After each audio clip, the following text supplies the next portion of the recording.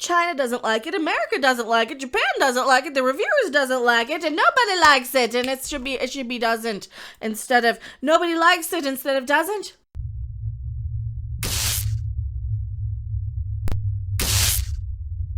I don't care about grammar because Disney doesn't care about grammar. No, or consistency or anything. I am Mecca. Subscribe or else, please, because Disney and YouTube will never, ever, ever tell you when I go live or upload. And I do upload every day, and I do go live quite a bit, and on Twitch. And on Twitch, because Disney and YouTube and the algorithm does not like when I go live on YouTube. Now, please bookmark this channel. Don't let them tell you what to watch, because they're not going to tell you what you need to know. They're going to tell you what they want you to hear. They're going to tell you that you're an ist and you're a phobe if you don't watch The Little Stupid Mermaid. Really, we're going with this again. Guess what? I come with receipts. Guess what? First off, we're going to do the shout out to the Clownfish Peoples, because they're nice people. Don't drag them into my mess. They have nothing to do with me unless they want to, and, you know, they're nice people. Don't drag them into my mess. Don't blame them for anything I say.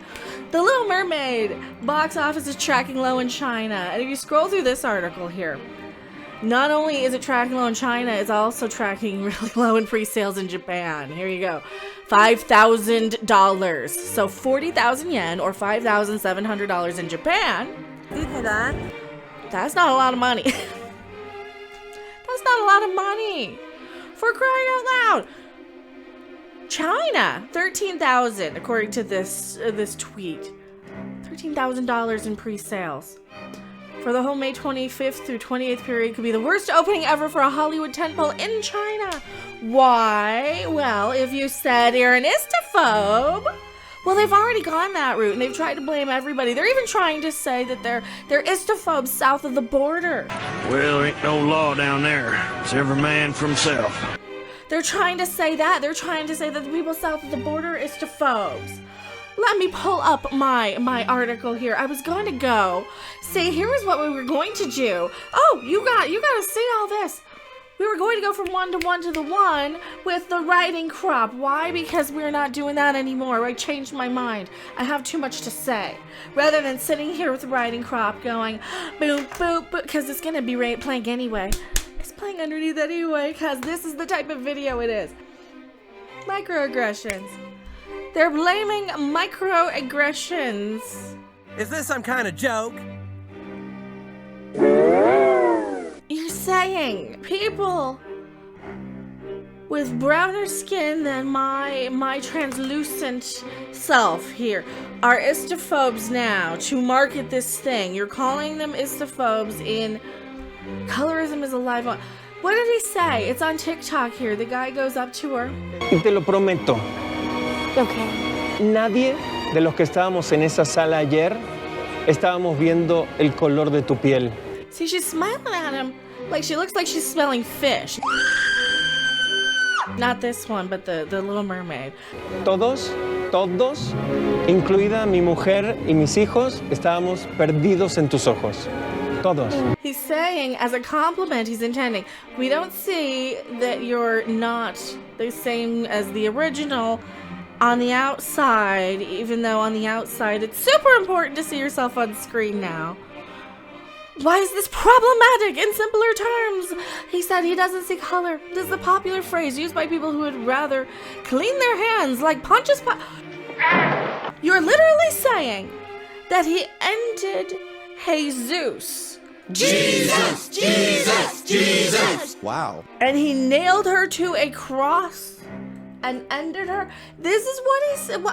By saying that, by trying to compliment her and saying, we didn't notice because you did that good a job. You took us out of you know, seeing you. We're seeing Ariel, right?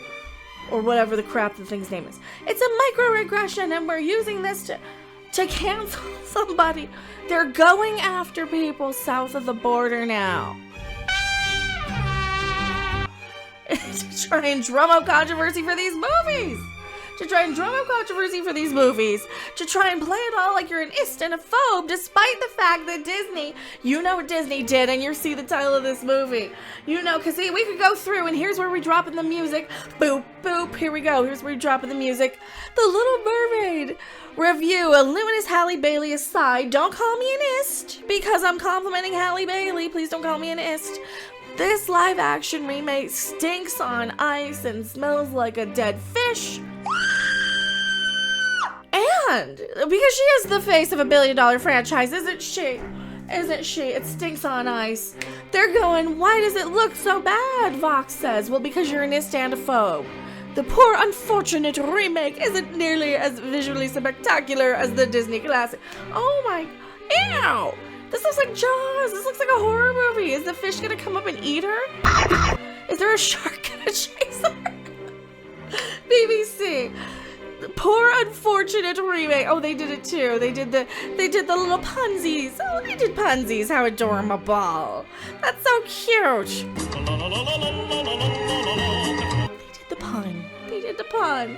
It's ugly and murky and yucky, and it went creepy with the real fishes, didn't it? Didn't it? But they're going, oh no, it's a microaggression. It's a microaggression. Guess what? China is going to have the worst floundering thing in Chinese box office since China had a box office for Little Mermaids. And this is according to CBR, poised to flounder as Disney's worst 2023 opening in China.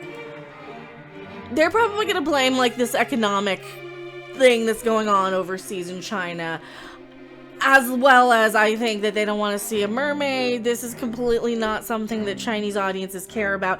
And they actually are istaphobic, unlike this sort of market demographic of people who they probably will end up getting to go see this in droves. You know, like the teenage girls, the young people. That's who's going to see this in droves. It doesn't matter what this marketing is. They're just trying to drum up some sort of controversy to get the brand recognition out there. That's literally what all this controversy and brand stuff is doing. Now, what are they blaming? Oh, they've got the same screenshots as Clownfish and the Pirates and Princesses article. Okay, so they're using the same source there as this guy, who is this guy, by the way, since we're using him as a source on Twitter. Movie box office reports, streaming wars, geek culture, London. Okay, TV investing and numbers. So that's his thing. Vox, of course you're going with this. The istaphobic backlash is extremely predictable and I knew it. Really? Predictable and exhausting. You know, which side of it? I think both sides. I think the media drumming it up, and I think that people coming in and taking the bait for all of it gets a little exhausting. It's the same cycle. Oh, they're talking about the people who are like, and what happens is they come in and they say, why Hans Christian Andersen, burp, burp, burp, burp, burp, burp. And yeah, that part of it does kind of get a little, you know, because we know that Fakey McFakesville is fake, and we know that what Disney does, and they adapt these things, and we know that 99% of the time, a lot of this is just to kind of keep the license and print another run and do another soundtrack. And speaking of soundtracks and the actual istophobia Disney's really doing, do you remember the Gannet? Do you remember the gannet that they've replaced the seagull with? Well, I certainly do. The gannet is in all the books! And, you know, we could go on and on about more of this underwater bigotry and pollute the magical undersea world. But you know what pollutes the underwater a lot more? The gannet! But I don't like them. They wet their nests. And you know what? You cast Miss Aquafina. You cast Miss Aquafina despite China literally removing the fact that she is a woman who's not blue. She's not an avatar. They're trying to make this look like Avatar for China. They're trying to trick them into seeing Avatar again. She's not blue. This isn't a Smurf thing. She's not Smurfette.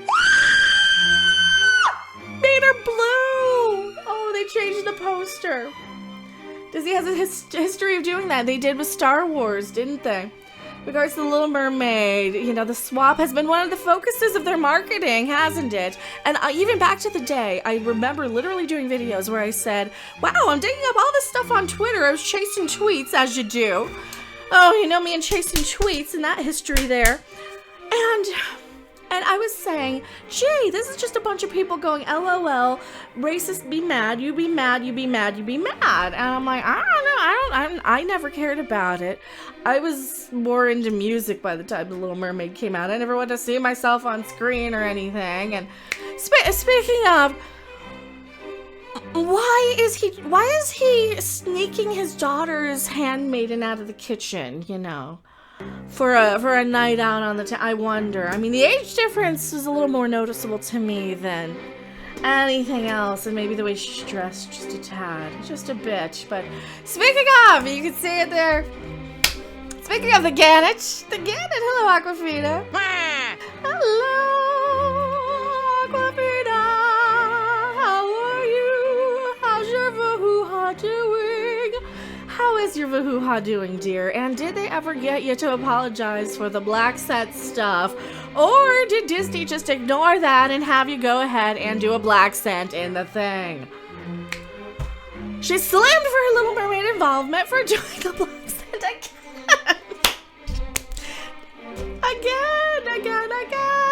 See, people are kind of forgetting about this one because a lot of people stay in their little echo chamber of the right side of the cancel culture, and I see kind of both. I see this stuff coming in, and they don't like Aquafina for the black scent and the vahoo-ha-hoo-ha-hoo-ha. Okay, let's hear her black scent. Let's hear a sample. Arrows the bows, the chatter all over the palace is that your Prince Eric is gonna propose. Oh, no. Is this some kind of joke? Making Aquafina rap in her little black scent for the Little Mermaid has got to be classified as this word, a bad thing against people who are that ethnicity. So the audience are a bunch of hoes. Yeah. Somewhere ain't no way. And another penned, I only heard like 30 seconds of Aquafina being forced to rap using Lin-Manuel Miranda's flow, and it's haunted me ever since. Like, why would he do that to her? Much like Aquafina's decision to leave Twitter, her approach to the rap implies that she doesn't consider how cultural appropriation affects the people of this ethnicity, nor has she learned from her past controversy. I don't think it's up to her. I think Disney said do the thing, and it doesn't matter. This is all for marketing. It doesn't matter for realsies, because it's just a bunch of marketing accounts. You see all these marketing accounts talking about probably me. They're probably digging up some Reva thing where I called out Star Wars for throwing Riri under the bus for her whatever she did, and Then admit you're a spy. you get tired of it, don't you? Because for crying out loud, nobody's actually literally offended by this except for 5 or 6 marketing accounts on Twitter and the stans and the kids who go around going, oh my god, you're so istaphobic, like, oh my god. And they do that as a way to kind of get attention and to shift focus to whatever dumb thing that they're obsessed with at the time. I suppose, I don't know. Totally, you should tweet that. So that is the very in-depth Little Mermaid kerfuffle. This is how they're doing it.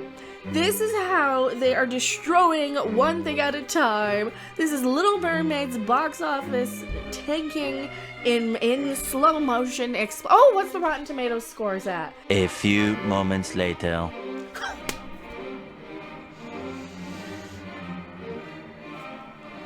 $45. It's at a 45. 45. This is top critics. There was 45 top critics. Gonna get a 45. And they've got enough random, Shilly McShillerson critics to give it a 71 total out of the 114. But enough of the actual critics that they're trying to really, really get you to care about. Do you think this is gonna do well? Probably. It'll probably do well enough. It's gonna make enough. It's gonna be on Disney Plus soon anyway. In reality, it's just gonna be a soulless, weird, murky CGI thing that they're using all this outrage marketing to get attention for, so they get Twitter impressions and engagement, so they can take that parrot analytics and say, look, all these people are tweeting about it, and they're tweeting it, and they can go and take that to the investors who might not know any better, and they should by now. They really, really should by now, because a Twitter impression is not a ticket sale. And tweeted. I will never buy a ticket to this movie, mark my words. This is not a ticket sale, every video I make, every tweet I say, every time I make a comment or statement talking about this with a hashtag Little Mermaid on Twitter, that is not a ticket sale. And you can have 1,000 impressions a day, but look at the pre-sales in China and Japan. For example, I know that's not their demographic specifically, but Japan! I mean, Japan might be more curious. Japan loves Disney! Every gotcha video I watch, every claw machine, every crane video, that's one of my guilty pleasures. And they all go for the Disney, oh, Disney, and they're so cute. And they all go after the little Disney princess stuff and the claw machines, and it's everywhere over there. But it's the original. It's not her. And it's not, you know, the Smurf looking one. I am Mecca. Thank you guys so much for watching. Look, Disney for you and things. And please subscribe, or else I will not be doing these anymore. Obviously. And donate the subscriptions and the things. Bye! Thanks for watching. If you liked it, make sure to hit that like button. And if you want to see more, don't forget to subscribe. See you in the next video. Bye!